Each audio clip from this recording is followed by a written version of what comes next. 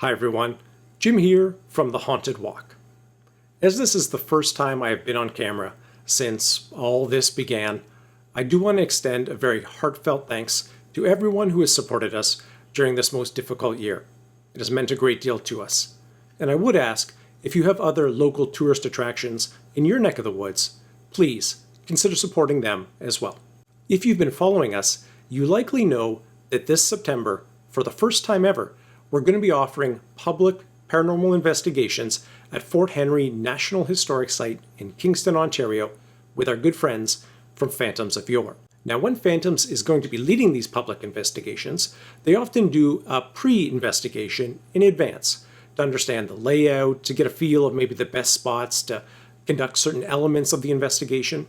And the footage we're going to be looking at today comes from Phantom's pre-investigation of Fort Henry in mid-August.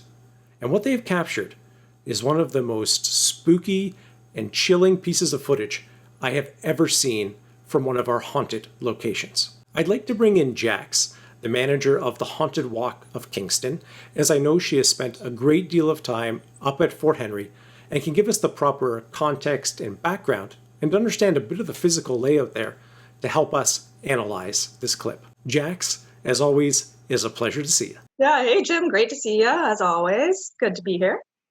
Now, I'm very excited to talk about this clip, as it's one of the most interesting ones I think we've ever had at one of our haunted locations.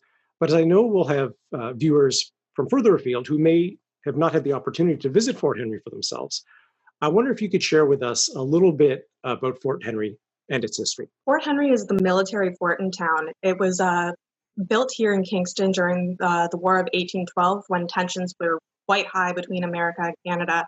And that was a smaller fort built on the site, but a larger fort that we see now today was rebuilt in the 1830s when tensions were high once again. It's never actually seen battle, but many people have actually died on the site and in the surrounding areas. And it's probably one of the most haunted places here in Kingston, and I would dare say in Canada. I love visiting the fort every time I'm in Kingston. It has such a place where you can really feel the weight, I guess, of history. But one thing that always surprises me every time I visit is kind of the size of it. It's much larger than you might expect, and has a bit of a unique physical layout. Now, the physical layout is going to become important in regards to the clip we're looking at. So maybe can you kind of, for those folks again who haven't visited, kind of break down the layout of the fort and how that ties in to today's clip? Yeah, for sure, Jim. Fort Henry, as you said, it is a lot bigger than you would think, and it is a bit of a complicated layout. So there are two main portions of Fort Henry, I would say. The first being its advanced battery, and that's where you would enter the fort through their front gates. In that area, there's a large open space, and then several, now they're shops, but they used to be artillery storerooms, mess kitchens, etc. in the days of the fort when it was open. Then there's the second portion of the fort, which is more important for the video that we're going to see. It's called the lower fort, and that's where all of the military men and their families would have lived when the fort was operational. There are, again, some mess kitchens there, other such rooms. And the way that the rooms are set up, again, there's a large open area in the center, in this case, the parade square, and then the rooms surround it, encircling it almost. And how they have rebuilt Fort Henry to be a museum today is to connect each room through a series of doors, which has created these long hallways through the exhibits. It's quite intimidating, actually. But so for the actual locations of everything, when you first enter the lower fort, if you were to turn to your right and head to the far side, you would enter the officers' quarters hallway. And that's the hallway that we see in the video. That hallway goes all the way down into a wine cellar. And then if you were to turn left, you would enter a mess kitchen, which enters another set of hallways with all these series of doors that has a schoolroom, a bakery, and several other exhibits along the way. Now, the clip we're going to be looking at does look down this long hallway. And we're, of course, very interested in what may appear at the very end of that hallway. What exactly is in that location at the end of the hall where perhaps Phantoms has got something extraordinary on film? Yeah, Jim. So that hallway, as I mentioned previously, it was the officers' quarters hallway. So the officers' quarters hallway has several different exhibits that are connected with these doors. There's several bedrooms that are set up, all with the century period furniture in it, all contained in glass. And then this narrow hallway that you follow down, as you continue to go on, there's some other exhibits, including some dining rooms, a kitchen. But right at the end of the hallway, there's a door that leads into the wine cellar. And that's sort of the black abyss you see at the end of this video is the doorway to the wine cellar. Now, I believe the light in that wine cellar area is also motion activated. So it would only come on, presumably if something set it off. Is that correct? Is that how it's set up down there? Yes, so that light is motion censored and it takes a moment to turn on. You have to be quite close to it for it to actually register movement. So looking at the footage, what you will see are investigators from Phantoms of Yore entering this hallway in the officers' quarters area. And two interesting things do occur.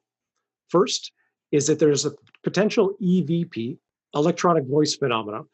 So you'll see that clip as well as possibly what a voice may be communicating. But much more compelling than that even is what we see happening at the far end of the hallway. And that's where you're going to want to direct your attention. We're going to show the clip several times and talk through it a bit as well, but pay close attention to what's happening down at the end of the dark hallway.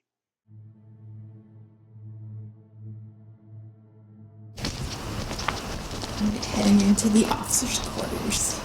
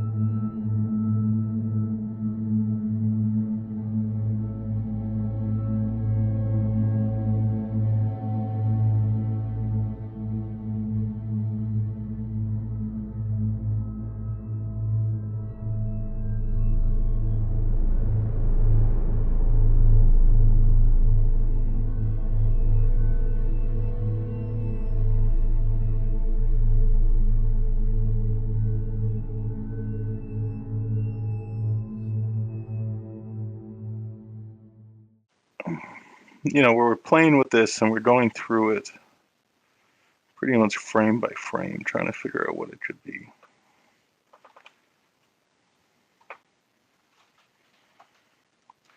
There's definitely a mass which is going over the top of the wine cellar door frame. Almost like it has a coat coming down the side, but very small feet over at that area. So here's just some still shots. Try to increase the brightness and the contrast.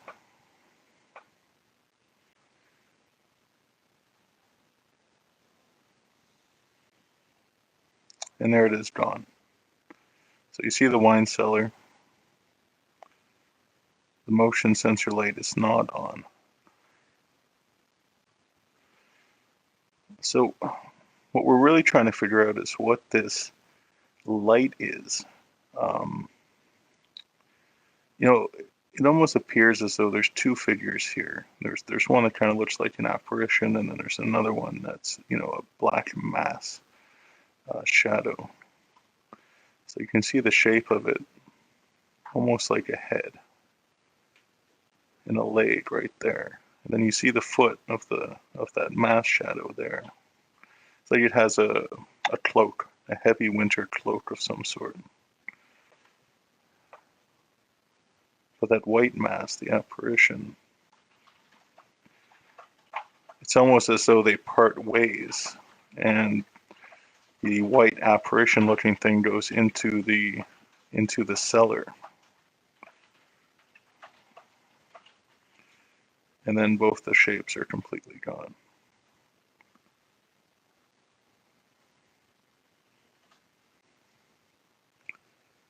So this is the largest point at which we see the mass. So it's quite wide. It's about half of the door frame. And now it appears to be in front of whatever that white apparition looking thing is. The feet, though, that's what gets me. It's the foot of the black mass. Perfectly lifts and moves outside of the frame. So you play it again, look at the bottom, perfect foot movement.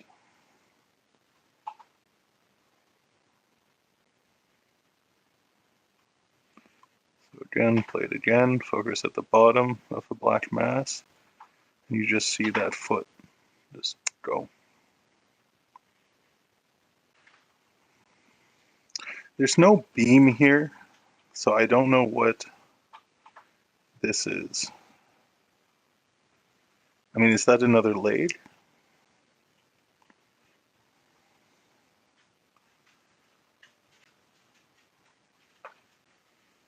And there's no light source at the end of this hall that would cause this disturbance here. The whatever this is.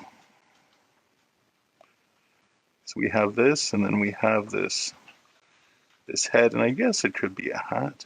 I'm not sure. There's definitely a large coat. This is what really gets me. It's what this could be. It's just kind of floating mass of light. And it's taller than the shadow figure. And again, I mean, the Dabro sisters were completely alone. Eric and I were in the tunnels. Jeff and Corey were in the dry ditch. So these are, I mean, we purposely split up into groups of 2 to be in totally different parts of the fort, not to be around each other. So Jax, I know you've had the opportunity to analyze the footage, and it's an area you are certainly familiar with. So the first and most obvious question, is there anything you are aware of about the layout of that particular area that might explain easily or debunk any type of paranormal activity here? Is there any simple explanation you think there might be to this footage? I can't really come up with a simple explanation as to what that could be or to debunk the clip. The layout of that particular room, as I mentioned, down that series of hallways and doorways, that particular room, the one side is a glassed off display. Then right at the end of that display is the doorway to the wine cellar with that motion detector light. And then just past that door is another doorway that leads down another series of doorways and hallways. There's nothing that would be in the space that this figure moves. There's no piece of cloth or something like that. There's the doorway even to that wine cellar. It opens into the room as opposed to the outwards, or would be able to swing across kind of in the section that we see this figure move. One of the reasons that we love Fort Henry is that it is a fairly active place. And many of our tour guides, many of our guests have had unique experiences throughout the fort. But this hallway in particular, certainly we have heard some accounts of strange things happening, maybe even some very, very close to home for you, Jax. That's for sure, Jim. This hallway and the surrounding just very immediate area is kind of like the apex of hauntings of the fort. We have had several occasions where a shadowy figure has been seen in that exact area or just nearby. One of the earliest occasions was in 2001. We had a staff member that was helping us out on our Halloween tours, They were required to hide in the wine cellar if guests were walking down that hallway, so to surprise them. As they were hiding in that wine cellar, they watched as a shadowy figure moved from one wall to the other. They were so terrified that they were only able to finish that shift and never returned. Oh, Also, have my own experience that happened. Oh goodness, I believe it was the summer of 2017. I was filming with the TV show The Other Side, and I was standing in the bakery at the time, looking down that series of doorways and hallways down into what is the mess kitchen attached to that hallway right beside the wine cellar. And I could see a shadowy figure of a man standing at the end of that hallway right by the doorway that would lead to the wine cellar. It was quite a chilling experience, and I haven't liked that hallway ever since. But creepier yet, or probably the creepiest story of Fort Henry, is our infamous Scuttle Man. He's known to haunt that hallway that leads through into the schoolroom and bakery, and was seen by an entire tour group once as he flitted back and forth through a doorway, his limbs twisted at odd angles. It's definitely an active spot. of course, the area was also featured quite considerably on the episode of Ghost Hunters that we were a part of that shot at Fort Henry, where they had some bizarre experiences in that exact same area as well. So yeah, and it's a place really. Certainly, when I go there, it's the hairs on the back of your neck kind of stand up. I feel like in that spot, kind of like when I'm standing on death row at the old Carleton County Jail. Something just seems present there with you. Through researching the history of the fort, we haven't discovered any individual it necessarily makes sense for them to be haunting that area in particular. We do have a theory about Nils von Schultz, who did stay in that hallway just before his execution at Fort Henry.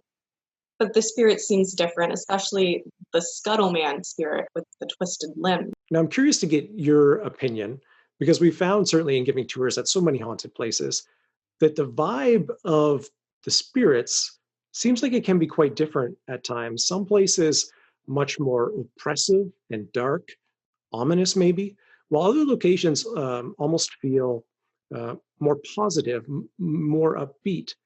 Any sense from yourself or from the other members of the team you've spoken to there in Kingston, is this a friendly ghost in this area, or is this something different? This particular spirit has not been described as friendly. The feeling that many have gotten is a feeling of unease in the area. We've had several reports actually from children that report feeling sick in the area and will feel better as soon as they go out into the parade square. Others have reported feeling hands pressing down against their chest. It's overall a very oppressive vibe at Fort Henry, I would say. Jax, thanks so much for joining us today and providing a little insight on Fort Henry. Obviously, we have the ghost tours there continuing through the month of September, and then the 2 big investigation weekends coming up as well. Thanks so much, Jax. Thanks so much, Jim. That was a lot of fun, and that definitely is one of the creepiest clips I have ever seen. If this incredible footage is any indication of what our nights of investigation are going to be like, you are not going to want to miss the opportunity to investigate Fort Henry with us. Now, those investigation weekends are September 11th and 12th, and September 25th and 26th. And ticket sales are getting close to being sold out. So if you'd like to join us for this unique opportunity to explore one of Canada's most haunted locations, please visit our website, which is hauntedwalk.com. I'll drop the link to the investigations page in the post. And yeah, come join us, and certainly have an evening you may never forget. Special thanks to our good friends at Phantoms of Yore for providing this footage to us, and we'll see y'all up at the fort.